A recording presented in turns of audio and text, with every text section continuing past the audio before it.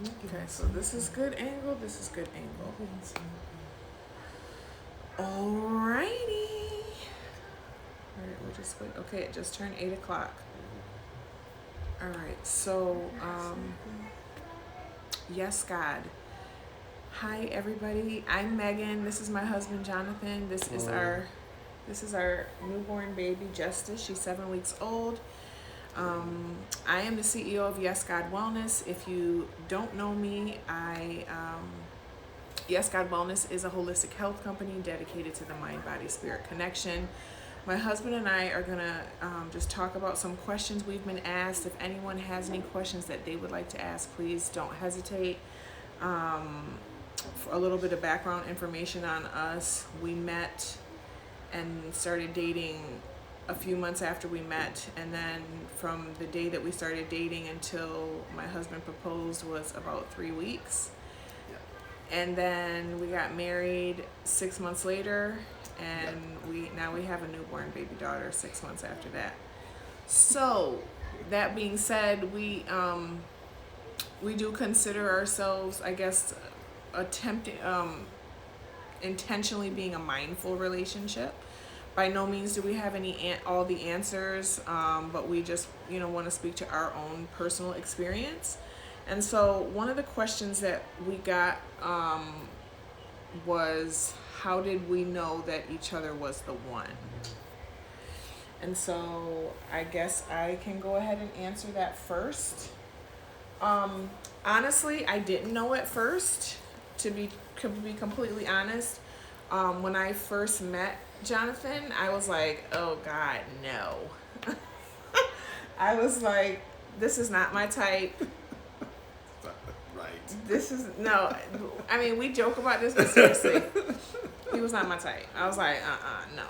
And then, so not saying that there is no such thing as love at first sight, but I don't think that was our experience. It wasn't like when we first saw each other, it was like, oh my God, that's the one. It was more so after, we started communicating and being vulnerable and opening up with each other, where we were like, oh my God, wow, we have a lot of synchronicities. Right. But I think when did I know you were the one?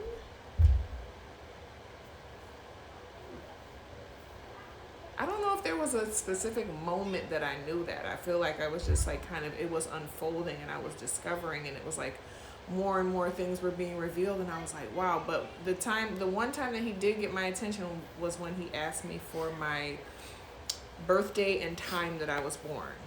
And I was like, what do you know about astrology? So Yeah. So I'll let So you. yeah, for me, as far as with love at first sight, it was a meeting of the minds. I think that again, like she said, our conversation and communication, and different books we were reading, and just a lot of similarities of things about again, synchronicity, about frequency and vibration, and just kind of We were genuinely into all the same things. Sorry for interrupting you. right, and just understanding life as it flows, and just just being open, and then also just being non-judgmental about one another. I think that's what kind of really set it off for me. That we both kind of looked at each other as a clean slate, even though we both have past. Like everybody has a past, so everybody has baggage or whatever you want to call it. I think that we kind of approached each other as just a blank sheet of paper, and who you are is who you are now, and not who you are yesterday. And so I think that was kind of good for us as far as us kind of gelling. Mm-hmm. Yeah. And then, so another question that we received was, again, the progression of our relationship moved pretty quickly. And so someone asked, how was that received by the people that are close to us? Both of us had children coming into the dynamic. And then, of course, our family and our friends.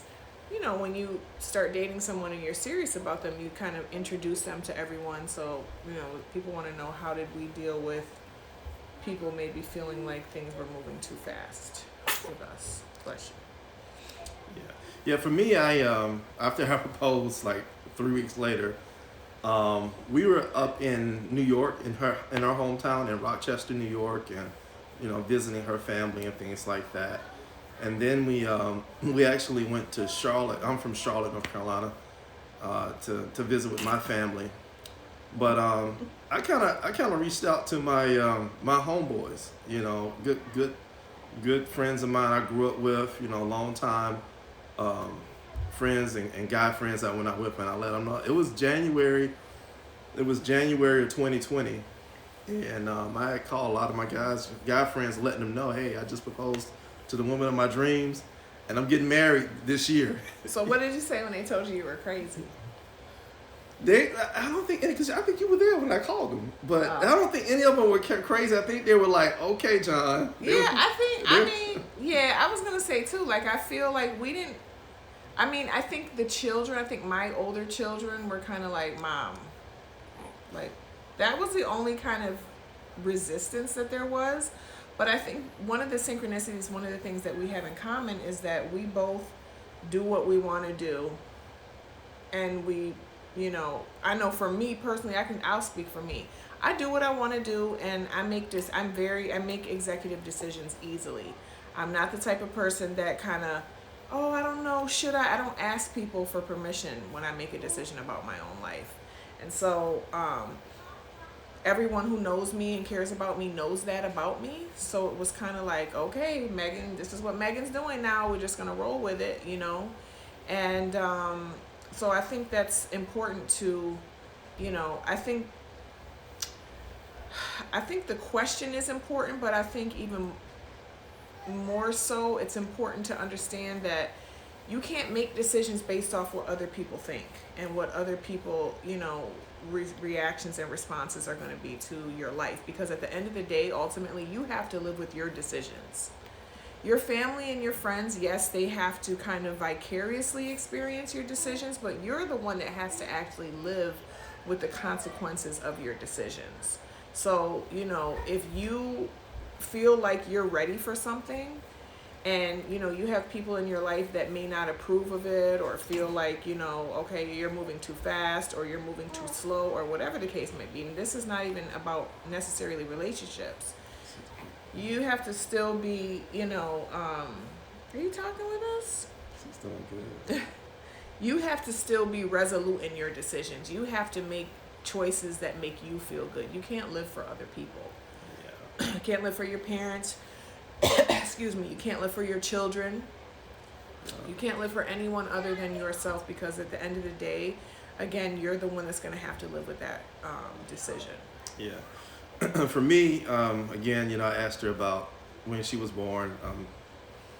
I'm into astrology, yes. I'm an Aquarius sun, Aquarius moon, and Cancer rising.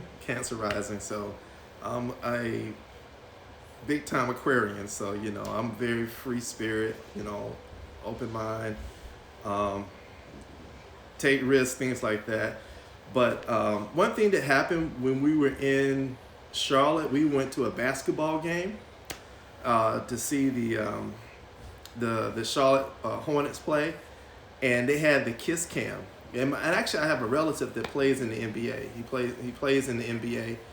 And on the big jumbotron screen, when it's time to kiss your significant other, we ended up on the screen. We had just started dating, and we ended up on the big jumbotron, and my family was there. My family had never met her, and we were all there to support my cousin who plays in the league. But after the game, we went down to meet with our family and stuff like that. And my aunt said, "Well, I saw you kissing this lady, a woman, on the jumbotron." I said, "This is my fiance. This is who I proposed to." And this was the first time my family had ever met her. And this is just a couple of weeks in. And so my family had met her early on back in 2020. And so But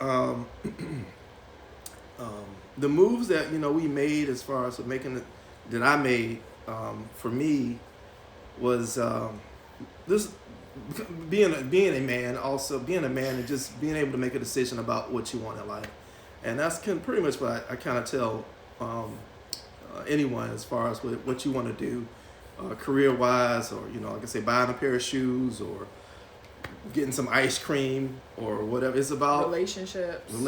It's about making the decision, making the choice, making the decision, and then just sticking with it, just holding yourself accountable to the decision about something that you want to do. If you want to take a trip, I'm gonna take a trip, plan for the trip, and take that trip. And so, a lot of people would say we move kind of fast, but it's also a concept called quantum leaping, quantum leaping, and that's a kind of a theory or idea of having something that you want to accomplish and do, and then doing it or being there, allowing it to happen and not stopping it with worries or doubts or fears. And so I think that's also good that you brought that up, because I feel like a lot of us, we have these things that we want to manifest, we have these things that we desire for ourselves, and then but we're not necessarily ready to receive those things yet. And so when the opportunity knocks for us, we ruin it before it has a chance to kind of manifest into fruition. And so we talked about this in the first video that, in terms of our relationship, I feel like we both did a lot of work in terms of defining what it is that we wanted. And we both had to make decisions about, allowing this relationship to come into existence. We had to make decisions that would enable that to happen. Because in order to be able to say yes to what you want, you have to have the courage and bravery to say no to what you don't want. And sometimes that can be scary, because even if it's not what you want, it may be something that you're comfortable with or you're familiar with. And so you have to be, it takes faith. It takes faith to let go of something that you don't want, because you're like, well, what if this new thing doesn't work out? Then I'm not going to have anything. And so you just have to understand that the way that manifestation works when it comes to relationships or anything is that you can't entertain anything other than what you want. That's the only way for what you want to be able to come to you. Right. Yeah, she hit the nail on the head. You can't entertain anything else but exactly what you're focusing on and what you want to have. Again, relationship, career, or whatever it is, it's that thing, focusing on that thing, and then just again allowing the universe or God to give it to you, and not thinking that it's a whole lot of work and effort that you got to put in, but that things are going to line up according to the design that God has for your life, and the blessings that God has for your life. So, right. What you want to do? No, I got this right. So. Excuse me, y'all. I have to nurse my daughter, so. But a moment. So if anyone has any questions or wants to have any dialogue, I'll let you know if they put something in there. I'll read it. Yeah, I can't see it. You can go ahead and put a note inside of. Actually, you can put a note inside of YouTube, or you can hit the question button at the bottom of the live.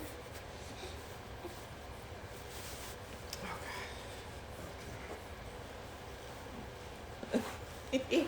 I love this thing. It's called a milk snob. Yes, God. Whip them out anywhere. Nobody can see it. Hopefully, because knowing me, are people saying something? I can't see that. No, nobody's saying anything. What else want to talk about? No, it was great. Okay. We don't have to talk about anything else. I mean, this doesn't have to be a super long live if we're not getting questions or anything. But yeah, she's amazing. Yes, I'm thankful God is good. I'm thankful too. You know, and And that's another thing, just like with anything, gratitude is really important because relationships are not easy. I don't care how fast they start. Like, I don't care, you know, if it is love at first sight or if it's love at third or fourth sight, and, you know, things, it is the man or woman or person of your dreams, and, you know, you get married and have a baby and buy a house and all the things we've done and sail off into the distance. It's still work. You know, that doesn't exonerate us from having to do work, and not just do work in our relationship, but really do work on ourselves. And from a male perspective, you know, we have these egos as men, and that whole ego thing about that id and super ego, you got to take that ego and just kind of put that aside and be able to humble yourself and listen to the one that loves you and is trying to love you, and helping you become a better you. Because the one that loves you is going to bring issues and things to you about yourself that you may need to look at or change to become a better person. And so you have to be mature enough to be able to receive that and not just feel offended or take it personal or think that someone's trying to criticize or bring you down or tell you what to do. And I think that that's something that happens a lot inside relationships, is that you know, people feel offended. Right. But it has to be, I mean, it needs to be, that's why communication is so important, because you want to make sure that you're communicating with a person in a way that they still feel loved and respected and honored, even if, you know, you're bringing constructive criticism to them. And also, one of the things that we've kind of try to be mindful in our relationship is of our love languages, and really kind of keeping in mind the ways that I like to be loved and the way that he likes to be loved, because, you know, a lot of times people don't always have the same love language, so we tend to love other people the way that we want to be loved. But if another person doesn't receive love in that way, they receive it in a different way, you know, there can be a lot of hurt feelings and perceived neglect if you're not mindful of that. So it's important, I think, also to know what that is. Yeah, you as I'll say as a man, you know, as just as a couple, you both have to be willing to do things differently, to be able to kind of think differently in your approach, and also be able to kind of have that intuitive feel for your significant other, you know, about what they're feeling about. I mean, everything is a frequency and a vibration, and so you know when, you know, your wife or your girlfriend or significant other is not in a good mood, because, you know, you just know. And so again, it's about having that sensitivity, and then humbling yourself and say, hey, what's wrong? And then being able to be quiet and listen, and until what that person is saying. And then from that, take notes, write it down, do whatever you need to do. Write it on I put mine on the mirror. She said this, she said that. So when I go brush my teeth or wash my face, whatever she said or what, I got it on the mirror, so I know, you know, this is important to her. This is a love language that she needs to hear from me. And so, you know, it's just about humility and just really just kind of just getting out of yourself, and of course not taking things personal, because if you're with someone that loves you, then everything is done in love. It's all done in love. Yeah. And just like a video that I made earlier today about, you know, again, and some of the things that you're talking about and some of the ways that of approaching relationship, when I say that we've done the work, I mean that in order to be able to be humble and to be vulnerable, you have to have first been able to be humble and be vulnerable to your own self. You have to be able to be compassionate towards yourself. So you're not going to be able to be a good communicator or, you know, be honest or be compassionate or listen to another person until you can first do those things with yourself. So the relationship with yourself always is the top priority. And when you kind of celebrate that relationship with yourself, I think is the best state possible to enter into a union with.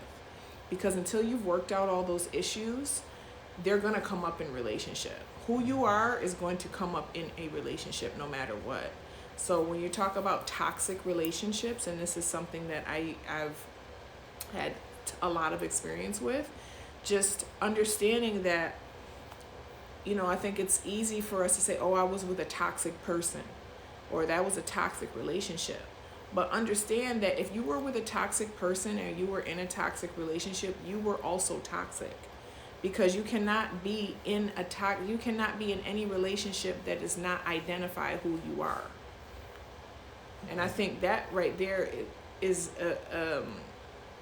that perspective also takes a lot of humility, to be able to not just blame the other person, to be able to understand that, you know what, this person had these toxic traits, which means that I also identified and was magnetized and was attracted those toxic traits as well.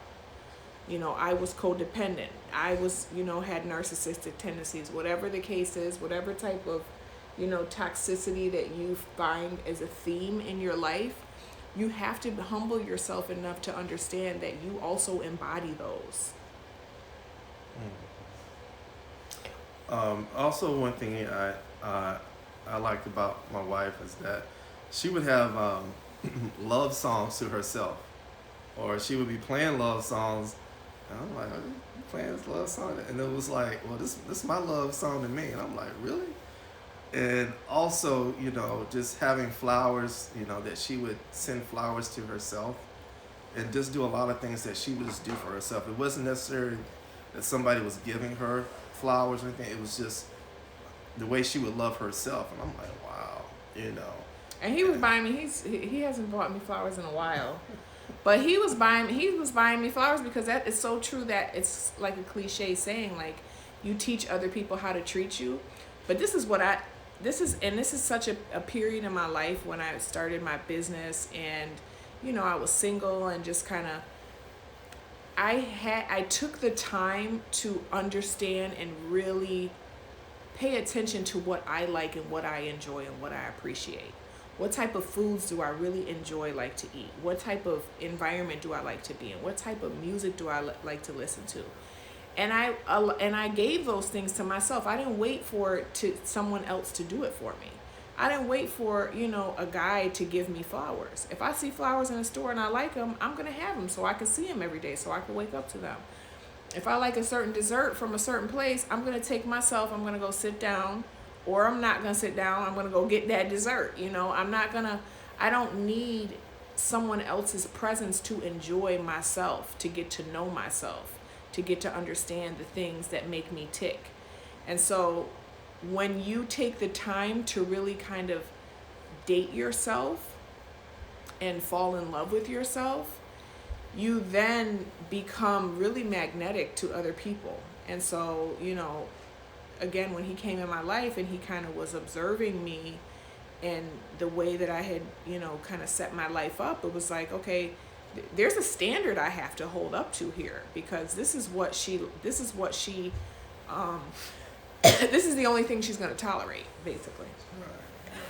Right. And so, I mean, that was exciting to see, because I was kind of in a similar position. You know, I had my own place, and wasn't in a real relationship. You know, had friends, but I wasn't really, you know, serious about anyone.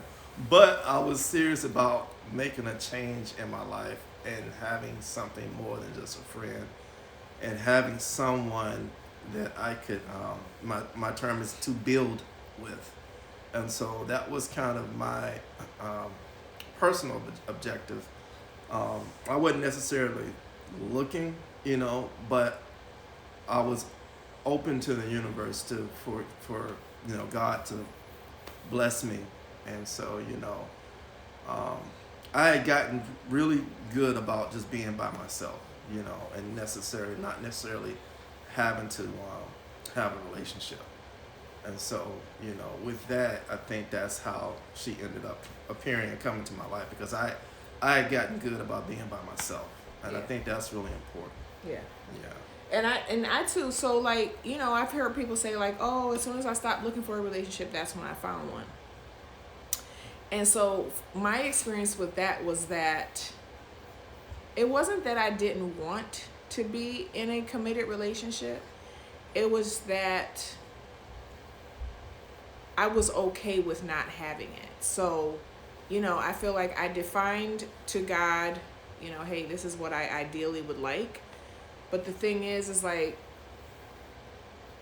you have to, when I say you have to make a decision, you have to, again, be willing to say no to anything that isn't that. So a lot of times I know, I can speak for myself and women in general, because I have a lot of women in my life, is that we'll know what we want, but because we feel like what we want isn't available to us at a particular time, we will settle and and accept less than what it is that we want. And we'll do that for the sake of companionship or, you know, other benefits, right? But then what winds up happening is that thing that's not what we want is now taking up space. It's taking up energy in our lives. And so what I can say about our union is that I had come to a point in my life where, you know, I was very resolute in saying no. You know, as soon as, if I would entertain a situation, as soon as it was, you know, revealed to me like, hey, red flag, I would immediately say, no, I'm not doing this. I'm not even going to entertain it, because I think a lot of times we justify like, oh, well, I'm going to just do it for this, or I'm just going to do it for that, or just for a little while. And the thing is that when you build that relationship with yourself and you truly love yourself, you don't need anyone else's company. You know, you don't need, I know a lot of people are like, well, I need it, you know, I need some, I'm trying to be family friendly, even though this is not really a family conversation, but like, you know, I want to, but I just need to have sex. Like we have really good sex. It's like, at the end of the day though, you can do that for yourself. I mean, there's nothing truly that you actually need from another person. You really don't. And so what I was going to say, I went kind of on a tangent, but, not to say that I wasn't looking for it, but I kind of let it go. I was like, okay, I've already been clear about what it is that I want. Now I'm just going to let it go. Instead of, you know, every situation that came my way kind of like anxiously like, oh my God, is this the one? I just trusted like God is going to show me who the one is. If there is a one for me.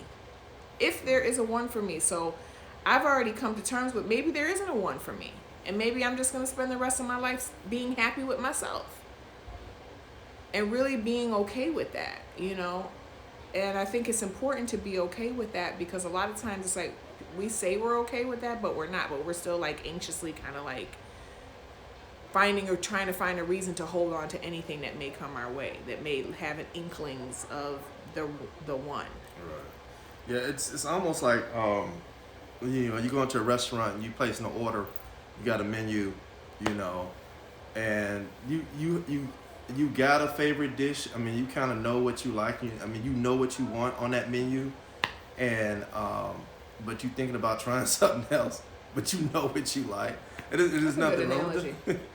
But I mean, you place the order, and you say, well, I'm gonna try this or whatever. But in your mindset, you know you want to get this certain thing, and then you get to the, you know, they bring it up, you know, and you're about to eat it, and you taste it, like, it's okay, but it's not that dish that I wanted, you know. And I think that, you know, in life, you know, with the universe and God, I mean, you can have what you want on the menu, or have them make what you want. Tell them, say, I don't want that, make this. You know, have them make what you want in the restaurant. And so don't settle. Don't settle. Because you wind up wasting time when you settle. Don't settle. You waste a lot of time settling. Right. I mean, really. Folks are scared to be alone. And the thing is that if you don't want to be alone, then you need to be alone. Because you need to get to a point where you're okay being alone. Mm-hmm. Let me say that again. If you don't want to be alone with yourself, that means that you need more time alone with yourself. Because if you can't enjoy your own company, if you can't understand what makes you tick, you are not going to be in a healthy, successful relationship. Right. It's not going to be possible for you. Right. And as as you're working to attract the mate that you want to have, again, you're leveling yourself up. You're putting in the work, body, mind, spirit, prayer, meditation, eating right, just everything, speaking right. You're doing the work on yourself. So as you level yourself up, you'll be again magnetic to a type of person that you're going to attract, that is into the same thing that you're doing. It's really feeling your vibration of who you are, and you're not having to bring that person up. Yeah, you're attracting yourself. Right, exactly. So you don't want to be in a situation where you feel like you're having to level somebody up. You want them to meet you where you are, and you both grow together. Because I'm gonna let you in on a secret. If you're in a situationship or a relationship where you feel like you're having to pull somebody up, first and foremost, number one, you're not as high as you think you are, because if you were, you wouldn't be entertaining a lower frequency like that. That's first and foremost. So for everyone who thinks that they're like improving or saving or rescuing someone, that's already a toxic mentality. You do not have the ability to save or rescue or level anyone else up other than yourself. The best thing that you can do for another person is to stand in your own power and allow them to meet you there. Thinking that you're helping someone or you're saving, that's ego talk. And it never works. Never ever works. So if in a situation and you're telling yourself that, you're not being honest with yourself. And it's actually a self-worth issue to think that, it's a self-worth issue to allow yourself to be treated poorly for the sake of, I'm trying to help them though. Right. It's Right. But I would say to all the Yes God women out there, I always say that well, I hear there are no good black men out there, and I beg to differ. I think there are good black men out there. I think that a lot of times there are certain standards, and there's nothing wrong with having standards, but I think sometimes women miss a diamond in the rough. I think there are a lot of good eligible men. I'm not going to say black men, but because I'm being biased, I'm a black man, but I just think that sometimes, I'm going to say, you don't want to be used or burned or anything, but like I said, there's really some good brothers out there that again are doing self work and are being passed over because they might not have the material possessions or material status that sometimes women look, and not all women are like that, but again, there are plenty. Yeah, there are plenty. Yeah. Somebody said there are plenty. Can I jump in and add something real quick? I just want to say too that on top of what my husband is talking about, we have to empower men to step up, and that means not tolerating their bullshit. Let's be frank, okay? Because the thing is that when we're settling and we're allowing ourselves to be treated in ways that are less than honorable or less than what we expect and less than what feels good to us, then we are not helping these men by letting them think it's okay to treat women that way. We have to be unified and understand that how people do anything is how they do everything. So in us having boundaries and us being able to say, no, I'm not accepting that. No, I'm not accepting GM as an acceptable greeting. Like if you're too lazy to type out good morning, you're too lazy to be in a relationship. How you do anything is how you do everything. So we have to stop tolerating these half-stepping approaches to communication and relationship from people. Because when we start to say no to that, then we can start a kind of a a vibration of, oh, I gotta step myself up. Dang, I can't. Okay, let me think about that. Because people change when they're forced to. Right. Most people don't change out of comfort. You know, now I can't, now as far as my Yes God family, and I can't even say that because even a lot of my change and transformation came because I was in painful situations. And I was at a point in my life where I was like, okay, I got to do something different because what I'm doing isn't working. So, yes, it does take a certain type of person to be proactive and say, you know what, I want to become better and better. But most times, initially, anyone who wants to make a change about themselves is because they are in pain or they're not happy with where they currently are. Right. So in order to help other people to change, we have to stop allowing them to do the bare minimum. You're right. So, you know, for all the Yes God women out here, you know, of course you guys have a standard for yourself. But, you know, when, again, a man approaches you, he just can't come to you any kind of way. Mm-hmm. There's got to be a certain standard. And you can't tell him. You got to do it. He got to figure it out. You can't help him out. He got to figure out the standard. And when he comes to step to you about conversation or whatever it is that, hey, I need you to come talk to me and relate to me on this way. And if he's pursuing you, he will figure it out and be like, okay, this is her expectation. Yeah. A man will figure out. A man will. It isn't it's in a. And I'm forgive me. I'm speaking on the basis of heterosexual relationship because that's my experience. But right. I can't even say a man. I believe a person. Across the board. A person will go for what they want. Right. If a person wants something, they're going to figure out a way to get it. Right. And so I was just saying in a man because it's a man's nature to hunt. It's a man's nature to pursue. And so a lot of times, you know, we don't even give them the opportunity to do that because we're just saying yes, yes, yes, all of us, you know, up front, where we should be saying no. Right. No, I'm not doing that. No, that's too late to call. No, that's too late to come over. No, you can't text me at 2:00 in the morning and think you're going to get a response. Or you think I'm going to come over, you think you're going to come over. Like, you know, we have to, no is a very important word to establish boundaries and to teach people what isn't acceptable when dealing with right. us. Yeah. So when you start setting those boundaries and things like that, certain people, not just men, certain people start dropping off in your life. And so it's not, so that means it's more than just, you know, a love relationship. It's a relationship with the type of people that you have around you. Mm-hmm. And so now that you're operating on a certain expectation of communication and relationship, then certain people come into your life that, you know, just like, hey, I like how you think, or I like how you talk, and it's just, it changes everything. Mm-hmm. You know, it just changes so much for the better. It really does. Hold on 1 second here. Children, what do we say about that volume? Yes, God. I don't think anyone had any questions. So we're going to go ahead and wrap it up unless anyone does have any questions. Let me just go back and see. Yes. Small.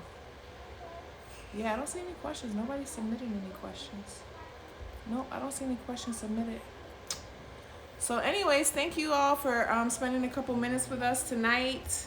Hopefully you got something out of this. We are it's our intention to be back here next Saturday night. So if you do have questions or any topics that you want to discuss or you want us to discuss, please feel free to submit them on the form in my bio, and we'll talk to you later. I hope you have an amazing night. Good night. Good night. Yeah.